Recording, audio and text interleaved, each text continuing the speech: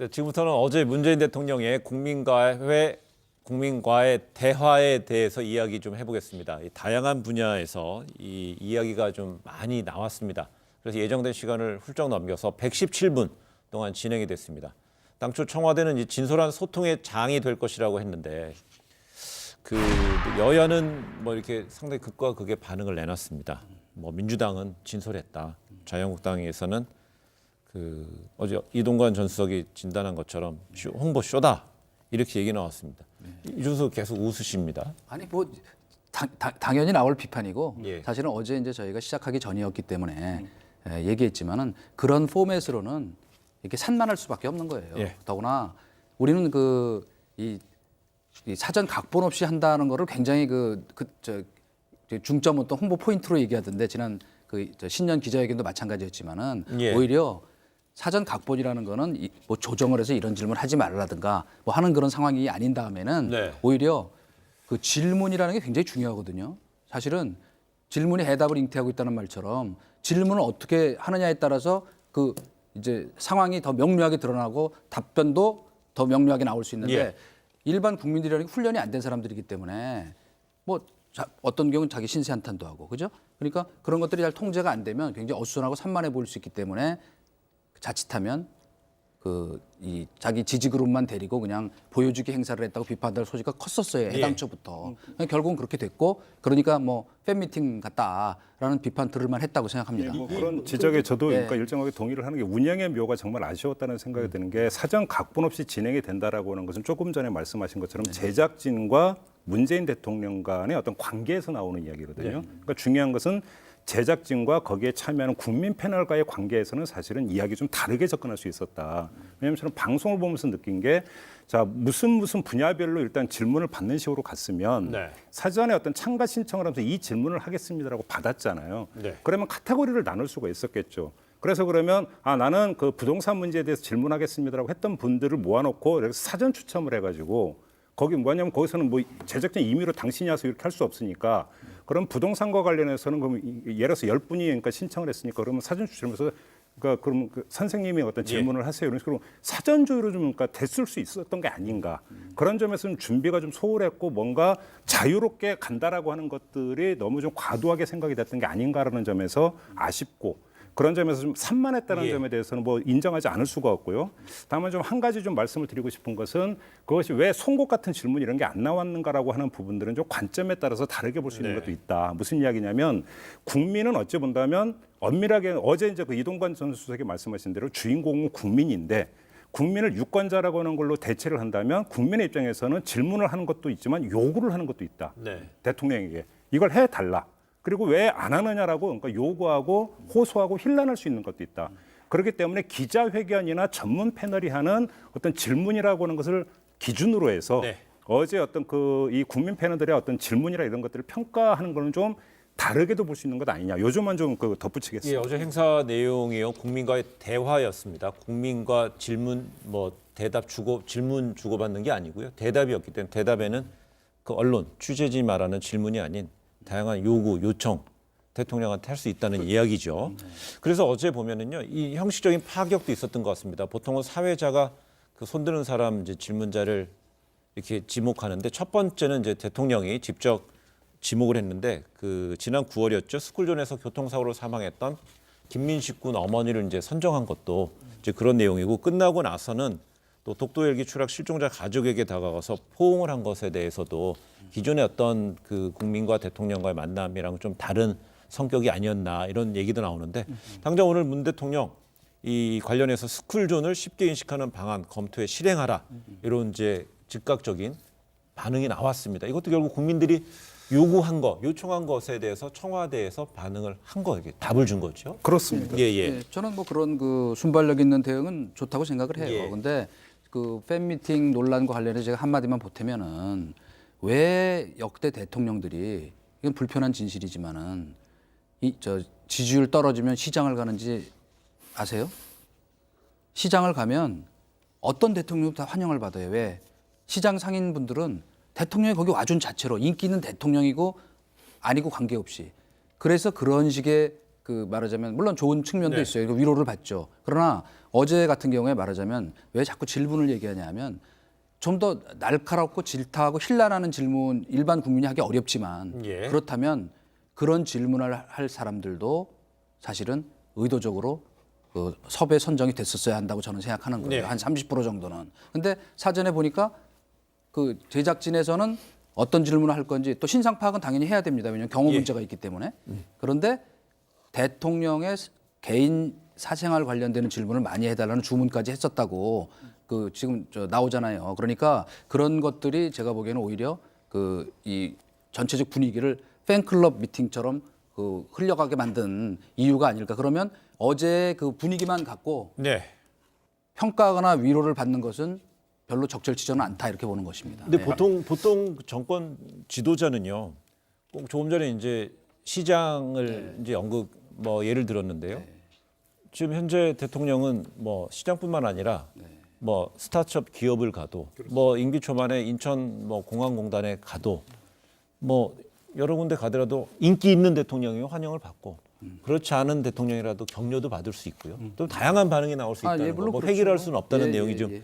그러나 이제 들어요. 어제 예, 그 예. 한마디만 말씀드리면 어제 그 국민과의 대화가 대통령이 마치 시장에 가서 받는 반응 같은 느낌이 많았다는 얘기를 저는 말씀드리는 거예요. 근데 이제 그거는 바로 이제 그러니까 타운홀 미팅을 지향을 한댔고 타운홀 미팅이라고 하는 것 자체가 예. 하나의 왁자한 분위기 속에서 자유롭게 손들고 그럼 같이 이야기를 하는 이게 어쩌면 가장 기본적인 타운홀 미팅이기 때문에 어찌 본다면 제작진이 타운홀 미팅이라고는 어떤 본래의 모습이라고 할까요? 이것은 그러니까 너무나 어떤 그 과도할 정도로 몰입이 되어 있었던 게 아닐까 싶은 생각이 드는 거고 예. 또 한 가지는 어제 저도 처음부터 끝까지 다 봤는데 아마 그 문재인 대통령의 동갑내기 여성분인 걸로 제가 기억을 하는데 네. 나는 여기를 오면서 정말 쓴소리를 하려고 왔다라고 이제 운을 떼신 분이 있어요. 네. 그냥 부동산을 질문했던 거죠. 그러니까 그런데 근데 막상 하는 거 보면 그렇지 못하는 무슨냐면 아무리 각을 세워서 문재인 그 정부의 정책에 대해서 마음에 안 들어서 질타를 하려고 왔는데 네. 와서 분위기를 보니까 예. 또 그렇지 되지 못하는 예를 들어서 분위기가 압도당하든지 예. 거기에 동화되는 부분들 예. 이것이 어찌 보냐면 일반 국민의 또 정서일 수도 있는 예. 건데 이게 어떻게 그러면 조율됐어야 되는가라고 하는 것은 제가 볼 때는 문재인 대통령의 몫이 아니라 사실은 제작진의 몫이었는데 그 부분에서 그러니까 좀 뭔가 좀 치밀하지 못했던 부분들이 있다 예. 이렇게 봐야 될 것 같아요. 그런데 이제 문재인 대통령은요, 이제 구체적으로 큰 주제로 본다면은요, 문재인 대통령 먼저 저희가 이제 꼽은 거는요, 조국 전 법무부 장관과 관련해서 사과하면서 검찰 개혁에 대한 필요성을 또 한 번 강조했습니다. 관련 발언 듣고 이야기 이어가겠습니다. 결과적으로 그것이 많은 국민들에게 오히려 갈등을 주고 또 국민들을 또 분열시키게 만들고 한 점에 대해서는 정말 송구스럽다는 말씀을 드리고 다시 한번 이렇게 사과 말씀을 드립니다. 공수처는 요새 일각에서 이 야당을 탄압하려고 하는 거 아니냐 뭐 이렇게 이제 말씀들을 하시는데 아니 고위공직자의 뭐 거의 대부분은 다 정부 여당이지 않겠습니까? 우선 이제 사리에 맞지 않는 말씀이고. 예, 그 문 대통령 조국 사태 관련해서 국민에게 직접적으로 사과한 건 사실상 이번 이제 처음이라는 이제 지적이 나오고 있고 진단이 나오고 있고요. 이 검찰 내부 개혁에 대해서 언급하면서 윤석열 총장을 신뢰한다 이렇게 얘기했습니다.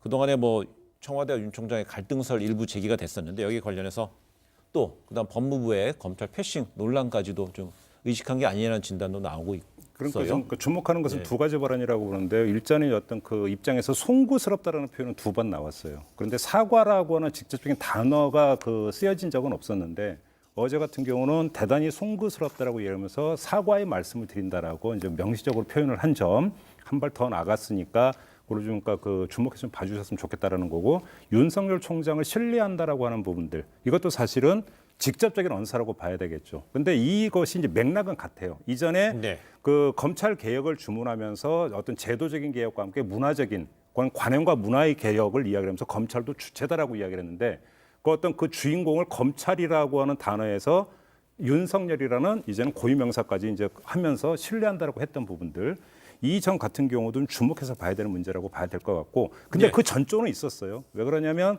청와대 3실장이 그 기자 간담회를 했을 때 노영민 비서실장이 윤석열 총장이 뭐 조국은 안 된다라는 어떤 예. 이런 그 메시지를 넣었느냐에 대해서 그건 좀 잘못 알려진 것이라고 커트를 했던 적이 있었는데 예. 그 전주에서 연결해서 좀 보면 되지 않을까 싶은 생각은 좀 듭니다. 알겠습니다. 저는 간단히 한마디만 보태면 예. 좀 처음 하실 때 이렇게 좀 겸허하고 진솔하게 하시지. 알겠습니다. 더 안 보태겠습니다. 예, 문재인 대통령은 외교안보에서 이제 북미 간의 이제 대화 실무 협상에 대해서 이제 뭐 잘 됐음 이제 바람도 이제 많이 피력을 하셨고요. 이런 가운데 또 지소미아 종료 결정에 대해서는 일본을 바로 원인 제공자로 지목을 했습니다. 한국이 그 일본 안보의 방파제 역할을 하고 있는데 일본이 한국에 대해서 안보적으로 불신한다 그러면 이게 말이 되느냐? 모순이다 이렇게 강하게 이제 비판을 했고요. 그래서 이렇게 이제 경제 부분에 있어서는 뭐 소득주도 성장, 그다음 52시간제라든지요, 뭐 최저임금제에 대해서도 이제 약간 속도에 대한 언급도 있었고요. 특히 이제 주목받았던 것이 부동산 정책에 대해서는 이 강한 자신감을 보였습니다. 그 우리 정부, 그러니까 문 정부에서는 이렇게 자신하고 있다, 좀 장담하고 싶다. 그다음에 역대 정부에서는 늘 경기 부양 수단으로 부동산을 활용했는데 문 정부에서 그렇지 않다 이렇게 좀 얘기를 했습니다. 근데 뭐 적어도 제가 주변에서 들은 네. 저 반응 중에서는 이 부동산 문제에 대한 그 부정적 반응이 발언에 대한 부정적 반응이 상당히 많았어요. 왜냐하면 지금 17번 이제 어쨌건 대책을 내놨는데 완전히 지금 양극화되고 있거든요. 지방은 안정된 게 아니고 사실은 부분적으로 그런 댓글 엄청나게 어제 올라왔다 그러더라고요. 우리 침체된 게 있죠. 아니 폭락한 데가 네. 한두 군데가 아니에요. 그러니까 거기 공급이 과잉이고 수도권은 짧은데 거래가 위축이 되고 그거를 쥐어짜니까 예. 그 거래는 안 되면서 가격이 폭등하고 있는 양극화 현상이 빚어지고 있는데 지금 그런 말씀을 하니까 뭔가 현상 진단이 잘못됐다, 동떨어졌다, 뜬금없다 그런 예. 얘기가 많았어요. 네, 그러니까 그거에 대해서는 제가 볼 때는 그 대통령의 그 언급이 두 파트로 나눠져 있어요. 첫째는 전국 평균을 이야기를 했고 먼저 그 다음에 서울 집값을 그 다음에 얘기를 했는데 바로 거기서 첫 번째 부분에서 그러니까 바꿔서 이야기를 했다면 다시 말해 전국적으로 보면 서울 집값이 올랐다더라도 지금 조금 아까 말씀하신 지방하고 평균이 내니까 데이터만 놓고 본다면 큰 문제가 없는 것으로 보고가 됐겠죠. 네. 그런 점에서 대통령 어떤 평균치를 이제 중시하면서 먼저 그 말씀을 하신 것 같은데 이게 어떤 서울이나 수도권에 살고 있는 사람들이 체감하고는 분명히 거리가 있는 거죠. 그러다 보니까 그 다음에 문재인 대통령 분명히 서울 집값이 올랐던 걸 인정을 했는데 안 들리는 거죠.